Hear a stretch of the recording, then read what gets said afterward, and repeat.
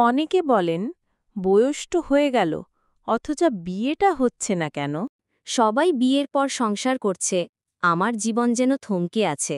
প্রিয় ভাই ও বোনেরা আমার, এটা মনে রাখবেন, বিয়ে মানুষের হাতে নয়, আল্লাহর হাতে। তিনি যে সময় নির্ধারণ করেছেন সেদিন ওই আপনার কেবল হবে।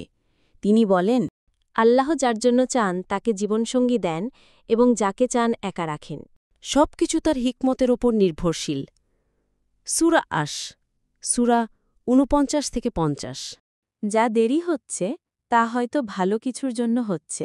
কখনো আল্লাহ আমাদের ইচ্ছে পূরণ করতে দেরি করে, কারণ তিনি আমাদের মধ্যে আরও উত্তম কিছু প্রস্তুত করছেন। আপনি যাকে চাইতেন হয়তো সে আপনার জন্য ভালো নয়, আর যার জন্য অপেক্ষা করানো হচ্ছে সে আপনাকে জান্নাতের পথে নিয়ে যাবে। তোমরা হয়তো এমন কিছু অপছন্দ করো, অথচ তোমাদের জন্য কল্যাণকর।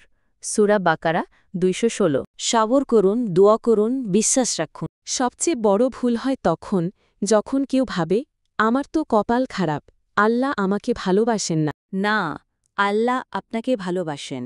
আপনাকে সঠিক সময়ে সঠিক মানুষ হয়ে জন্য সংরক্ষণ করে রাখছেন। সবর করুন, তাহাজ্জুদে উঠুন, আল্লাহর কাছে কাঁদুন এবং নিজেকে প্রস্তুত করুন।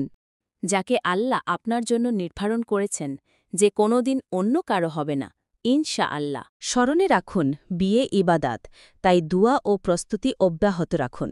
কোনো হালাল ধার খুলতে দেরি হলে হারাম পথে যাওয়ার প্রয়োজন নেই। নিজের মূল্য বুঝুন, আল্লাহ আপনাকে পুণ্য রেখে দেবেন না।